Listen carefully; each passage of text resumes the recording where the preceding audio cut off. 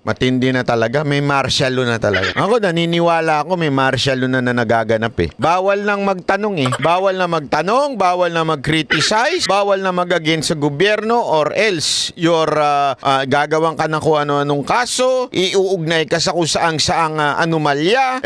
Ito naman sa pagkakataon na ito ay hindi ka papayagang magtanong. Ako, tingnan nyo. Ito lang pustahan tayo, magkakaroon ng darating ang panahon na magkakaroon ng kaso ito si Marcoleta. Iuugnay ito. Gagawan to ng iskandalo. Kasi ganyan sila eh. Pag kinontra mo, gagawan kanila ng eksena. Gagawan kanila ng skandalo. Gagawa sila ng script. Alam mo yun, para doon dungisan ka.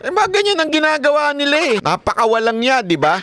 Ewan ko lang kung kakayanin nila ito si Congressman Marcoleta. Tandaan natin Itong si Congressman Marcoleta, pagkaalam ko, talagang suportado ito ng iglesia.